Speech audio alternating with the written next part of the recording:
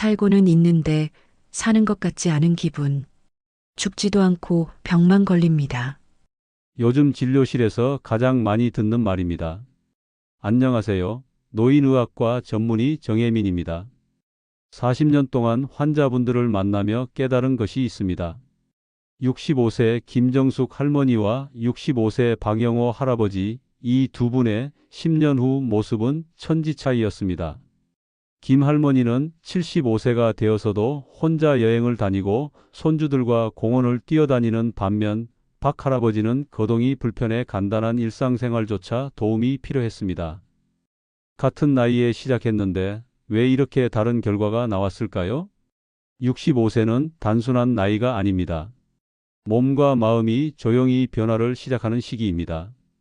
이때의 선택이 75세 이후의 삶을 결정짓습니다. 지금이야말로 남은 삶을 바꿀 수 있는 마지막 시기입니다. 오늘 제가 나눌 이야기는 40년 동안 현장에서 보고 경험한 인생을 바꾸는 5가지 건강 전략입니다. 지금부터 제가 알려드리는 방법들을 따라오신다면 10년 후 여러분의 삶은 완전히 달라질 것입니다. 지금 당장 구독 버튼과 좋아요를 눌러주세요. 그리고 알림 설정도 하셔서 소중한 정보를 놓치지 마세요. 여러분의 건강한 미래가 바로 지금 시작됩니다. 최근에 진료실에 오신 한 어르신께서 이런 말씀을 하셨습니다. 시장에 갔는데 뭘 사러 왔는지 도통 기억이 안 나더라고요. 한참을 서 있다가 그냥 돌아왔어요. 이제 나이가 들어서 그런가 봐요. 많은 분들이 이런 증상을 그저 나이 탓으로 넘기십니다. 하지만 이런 증상이 반복된다면 반드시 검사가 필요합니다. 경도인지장애일 가능성이 높기 때문입니다. 이는 치매의 전 단계로 조기에 발견하면 진행을 늦추거나 막을 수도 있습니다. 저는 지난 30년간 치매 환자분들을 돌봐왔습니다. 그 경험에서 배운 것은 치매는 그냥 오는 병이 아니라는 점입니다. 우리가 어떻게 살아가느냐에 따라 크게 달라집니다. 72세의 김영수 어르신은 5년 전 경도인지장애 진단을 받으셨습니다. 처음 진단받았을 때 김 어르신은 충격을 받아 이제 끝났구나 생각하셨다고 합니다. 대부분 이 상태에서 5년 안에 치매로 진행되는 경우가 많습니다. 하지만 김 어르신은 달랐습니다. 매일 아침 40분 걷기, 주 3회 노인복지관에서 친구들과 바둑두기, 손주에게 옛날 이야기 들려주기 등을 꾸준히 실천하셨고 지금까지 인지기능이 크게 나빠지지 않았습니다. 제가 김 어르신께 처방한 진인사 대천명 실천법은 이렇습니다. 진짜 내 일처럼 매일 실천하면 하늘이 도와준다는 뜻인데 구체적으로는 이렇습니다. 첫째, 매일 아침 식사 후 30분 걷기입니다. 걸을 때는 같은 길이 아니라 매번 다른 길로 걸어야 합니다. 새로운 길은 뇌를 자극해 인지 기능을 높이는 데 도움이 됩니다. 둘째, 하루에 한 번은 반드시 다른 사람과 대화하기입니다. 가족, 친구, 이웃, 누구든 좋습니다. 사회적 고립은 치매의 가장 큰 위험 요소입니다. 셋째, 매일 10분 이상 손을 쓰는 활동하기입니다. 글쓰기, 그림 그리기, 악기 연주, 뜨개질 등 손을 사용하는 활동은 뇌의 다양한 영역을 자극합니다. 넷째, 일주일에 한 번은 새로운 것 배우기입니다. 스마트폰 앱 사용법, 외국어 한 문장, 요리 레시피 등 작은 것부터 시작해도 좋습니다. 78세 이명자 할머니의 사례도 기억에 남습니다. 이 할머니는 텔레비전을 보다가 갑자기 채널을 작동하는 리모컨 사용법을 잊어버리는 일이 잦아졌습니다. 처음에는 웃으며 넘기셨지만 가족들의 권유로 검사를 받았고 경도인지장애 진단을 받았습니다. 저는 이 할머니께 두뇌 활성화 3단계를 알려드렸습니다. 아침에는 신문 읽기, 점심에는 십자말풀이 한 줄, 저녁에는 가족에게 하루 있었던 일 이야기하기입니다. 이 간단한 활동을 6개월만 꾸준히 하셨는데 놀랍게도 할머니의 인지기능이 거의 정상으로 회복되었습니다. 처음에는 읽은 신문 내용을 전혀 기억하지 못했어요. 그런데 이제는 아침에 읽은 신문 기사를 저녁에 손자에게 들려줄 수 있게 되었죠. 정말 기적 같아요. 우리 뇌는 근육과 같아서 사용하지 않으면 빠르게 퇴화합니다. 은퇴 후 집에만 있으면서 TV만 보는 어르신들이 인지 기능이 빨리 떨어지는 것도 이 때문입니다. 최근 연구에 따르면 새로운 것을 배우는 활동이 치매 예방에 가장 효과적이라고 합니다. 특히 디지털 기기 사용하기는 노년층에게 매우 좋은 두뇌 운동입니다. 스마트폰이나 태블릿 사용법을 배우면 손 운동과 두뇌 자극을 동시에 할 수 있습니다. 처음에는 어렵지만 익숙해지면 가족과 화상 통화하기, 사진 공유하기, 음악 듣기 등 다양한 활동을 즐길 수 있습니다. 가장 중요한 것은 매년 인지기능 선별 검사를 받는 것입니다. 단 15분이면 끝나는 간단한 검사로 초기 변화를 발견할 수 있습니다. 치매는 개인뿐만 아니라 가족과 사회 전체의 삶을 흔들 수 있는 병입니다. 반드시 조기에 대처해야 합니다.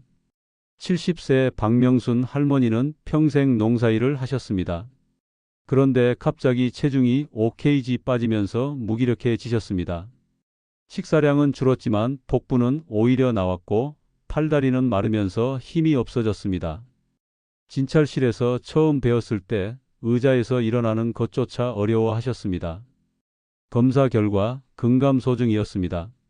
근감소증은 나이가 들면서 근육량이 줄어드는 현상입니다. 생각보다 심각한 문제입니다. 65세 이후엔 매년 1-2%씩 근육이 줄어들고 80세가 되면 젊었을 때의 절반밖에 남지 않습니다. 문제는 근육이 줄면서 체력, 면역력이 함께 약해지고 낙상 위험도 증가한다는 점입니다. 한번 넘어져 골절되면 거동이 불편해지고 더 많은 근육이 사라지는 악순환이 시작됩니다. 우리나라 노인 4명 중 1명이 이 근감소증을 겪고 있다는 사실 알고 계셨나요? 박 할머니에게 저는 2가지 처방을 했습니다. 첫째, 매일 30분 걷기와 집에서 할 수 있는 간단한 스쿼트 운동. 둘째, 매 끼니 단백질이 풍부한 음식 섭취하기. 특히 아침에 달걀 2개와 우유 1잔, 점심과 저녁에는 손바닥 크기의 고기나 생선, 두부를 꼭 드시라고 했습니다. 처음부터 무릎을 완전히 굽히는 스쿼트는 위험합니다. 의자에 살짝 앉는 정도로 시작해서 점점 깊이를 늘려가세요. 하루 5회부터 시작해서 점점 횟수를 늘려 20회까지 해보세요. 하루 3번만 해도 효과가 있습니다. 6개월 후 박 할머니는 3kg의 체중이 늘었지만 허리둘레는 오히려 줄었습니다. 근육이 늘고 지방이 줄어든 겁니다. 무엇보다 계단을 오르내릴 때 숨이 덜 차고 혼자서 장을 보러 다닐 수 있게 되었습니다. 할머니는 웃으며 말씀하셨습니다. 이제 사위가 해주던 장보기를 내가 직접 해요. 독립한 기분이에요. 저는 항상 환자분들께 강조합니다. 근육을 키우는 것은 독립성을 지키는 것입니다. 혼자서 일상생활을 할 수 있는 능력이 삶의 질을 결정짓습니다. 실제로 근육량이 충분한 노인은 그렇지 않은 노인보다 평균 5년 더 독립적인 생활을 유지할 수 있다는 연구 결과도 있습니다. 65세 이후에는 식욕도 줄고 씹는 것도 힘들어져 영양 결핍이 쉽게 옵니다. 특히 단백질 섭취가 부족해지면 근육은 더 빨리 사라집니다. 식사는 약보다 중요하다는 걸 꼭 기억하세요. 단백질은 근육의 벽돌입니다. 매 끼니 단백질 없는 식사는 벽돌 없이 집을 짓는 것과 같습니다. 근감소증을 예방하는 가장 좋은 방법은 걷기, 수영, 실내 자전거, 스쿼트 등 무리 없는 전신 운동을 꾸준히 하는 것입니다. 처음부터 무리하지 마세요. 하루 10분부터 시작해서 조금씩 늘려가는 것이 중요합니다. 저는 환자분들께 3-3-30 운동법을 권합니다. 일주일에 3일 하루 3가지 운동을 각 10분씩 총 30분 운동하는 방법입니다. 첫째, 걷기 10분. 둘째, 팔 들어 올리기 10회 3세트. 셋째, 의자에서 일어났다 앉기 5회 3세트. 이것만으로도 기초 체력과 근육량을 유지할 수 있습니다. 또 다른 사례로 77세 이영호 씨는 은퇴 후 집에만 계시다가 걷기도 힘들어졌습니다. 그래서 제가 근력 3종 세트를 알려드렸습니다. 첫째, 의자에 앉았다 일어서기 10회. 둘째, 벽에 기대어 팔굽혀펴기 5회. 셋째, 부엌 싱크대 잡고 발 뒤꿈치 들었다 내리기 20회. 이 간단한 운동을 하루 3번 하도록 권했습니다. 처음에는 내가 이 나이에 무슨 운동이냐며 거부감을 보이셨지만 2주 만에 달라진 몸을 느끼시고는 적극적으로 실천하셨습니다. 3개월 후 이 씨는 지하철 계단을 혼자 오를 수 있게 되었고 6개월 후에는 동네 탁구 교실에 등록하셨습니다. 근육 운동할 때 주의할 점이 있습니다. 첫째, 숨을 참지 말고 편안하게 호흡하세요. 둘째, 관절에 무리가 가면 즉시 중단하세요. 셋째, 운동 후에는 반드시 단백질이 풍부한 음식을 드세요. 근육을 키우려면 운동과 영양이 함께 가야 합니다. 은퇴 후 하루 종일 소파에 앉아 계시는 분들이 많습니다. TV를 보거나 스마트폰을 들여다보는 시간이 대부분입니다. 그런데 움직이지 않으면 몸은 점점 약해지고 병이 찾아옵니다. 68세 이종구 씨는 제 진료실에 처음 오셨을 때 30년 동안 당뇨약을 드시고 계셨습니다. 최근에는 고지혈증과 고혈압약까지 추가되었고 무릎 통증으로 진통제도 복용 중이셨습니다. 자녀분이 사준 활동량 측정기를 보니 하루 300보도 걷지 않으셨습니다. 아파서 못 걷는 게 아니라 안 걸어서 아픈 겁니다. 라고 말씀드렸습니다. 저는 이종구 씨에게 단 한 가지만 처방했습니다. 매일 아침 식사 후 10분만 걸으세요. 그리고 일주일마다 5분씩 늘려가세요. 처음에는 의심의 눈초리로 바라보시던 그분이 6개월 후 완전히 달라진 모습으로 찾아오셨습니다. 하루 5,000보 이상 걷게 되었고 체중은 7kg 줄었으며 당뇨약 용량도 절반으로 줄었습니다. 선생님, 제가 처음에는 별 기대 없이 시작했어요. 첫 주는 정말 10분밖에 못 걸었어요. 숨이 너무 차서요. 그런데 3주차부터 20분을 걸을 수 있더라고요. 지금은 아침 30분, 저녁 30분 걷는 게 습관이 됐습니다. 무릎도 덜 아프고 잠도 잘 오고 기분도 좋아요. 가장 위험한 습관은 아무것도 하지 않는 것입니다. 의학적으로 비활동성은 흡연보다 더 위험한 건강 위험 요소입니다. 가만히 앉아 있는 시간이 하루 8시간을 넘으면 심장병, 당뇨병, 치매 위험이 2배 이상 높아집니다.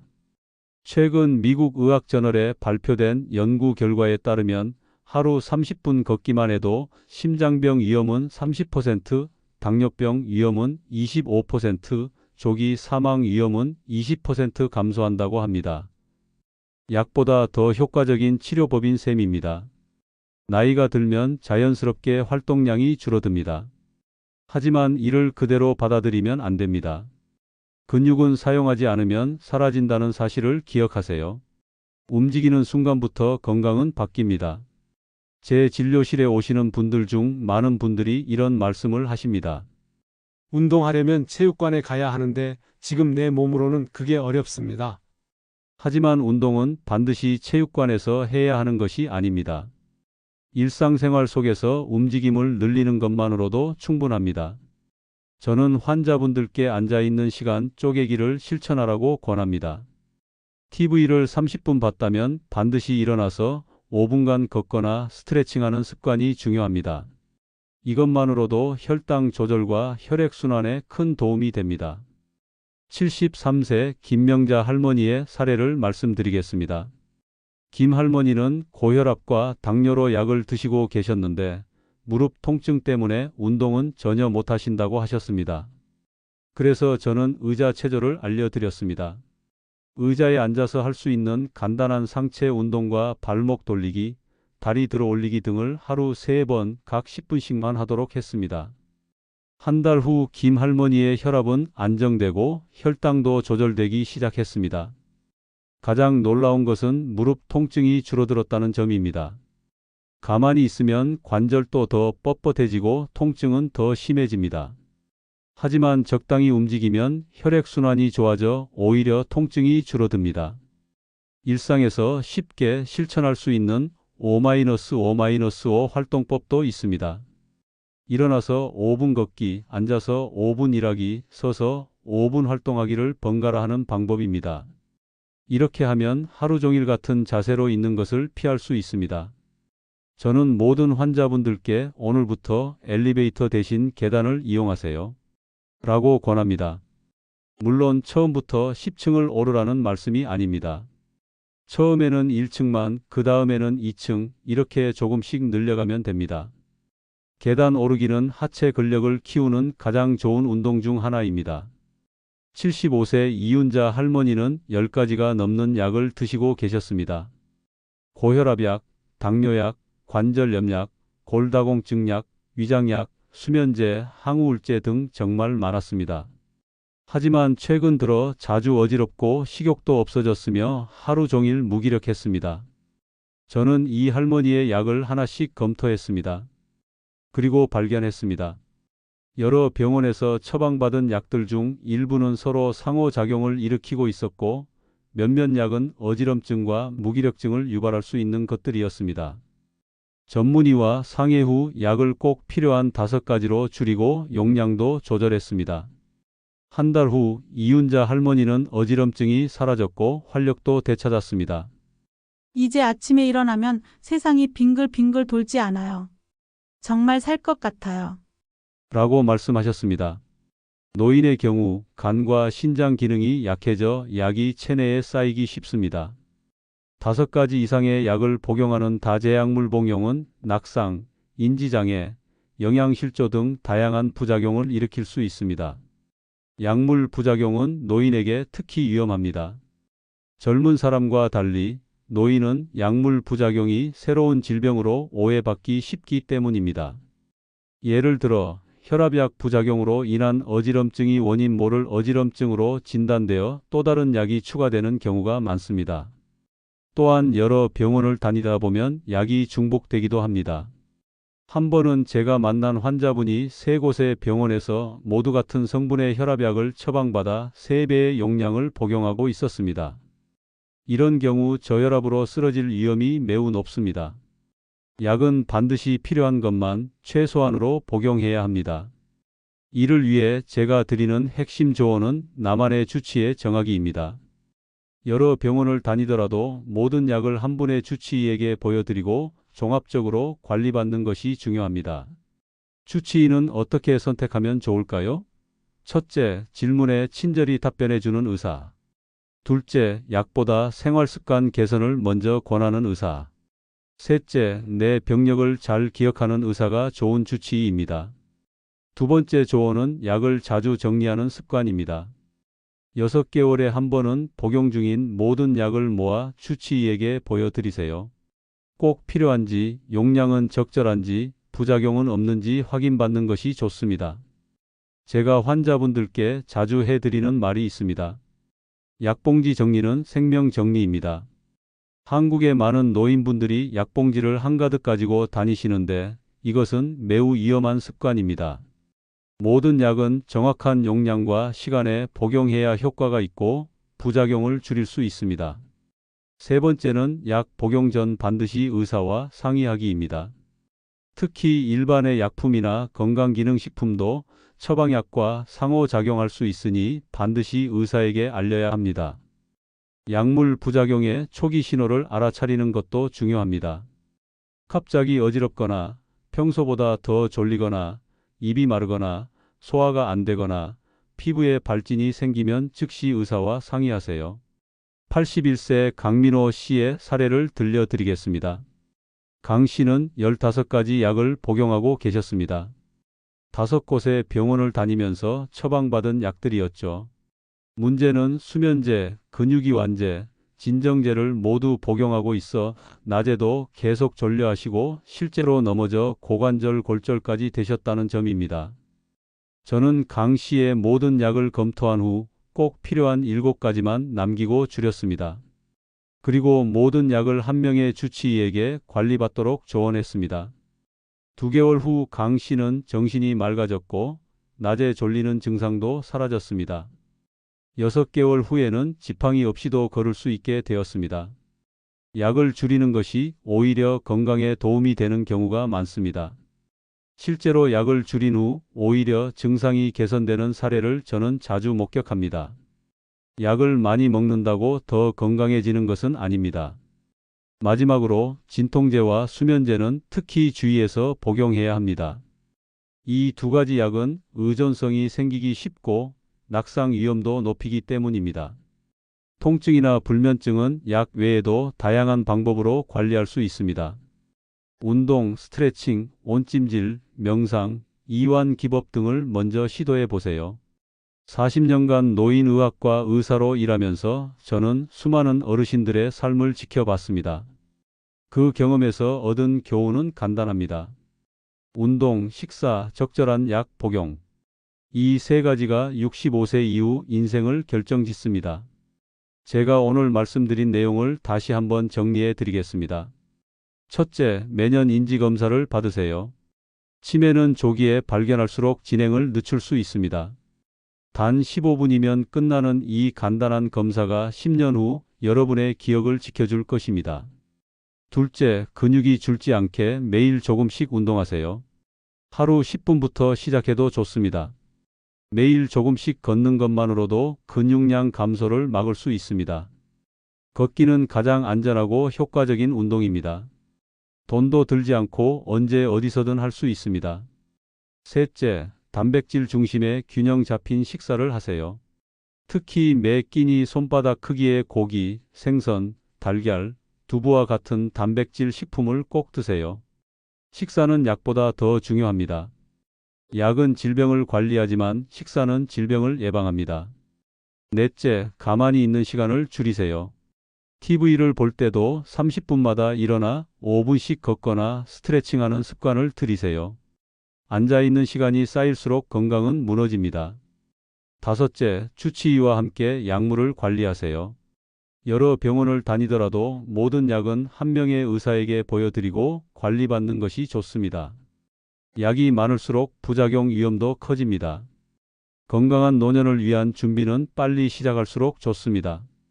하지만 65세, 70세, 심지어 80세에 시작해도 절대 늦지 않습니다. 83세 최영선 할머니는 저에게 이런 말씀을 하셨습니다.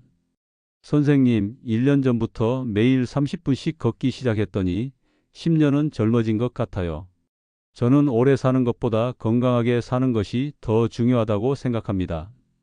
수명은 타고나는 것이지만 건강 수명은 우리가 만들어가는 것입니다.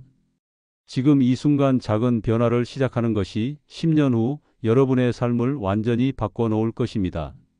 제가 환자분들께 자주 말씀드리는 건강한 노화를 위한 3가지 황금률이 있습니다. 첫째, 과식하지 말고 단백질은 충분히. 둘째, 앉아있는 시간보다 걷는 시간을 더 많이. 셋째, 오늘 할 일을 내일로 미루지 말고 지금 당장 시작하기.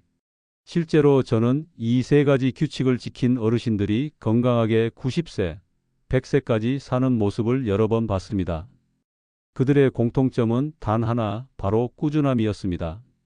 하루아침에 건강해지려 하지 않고 매일 조금씩 실천한 것이 큰 차이를 만들었습니다.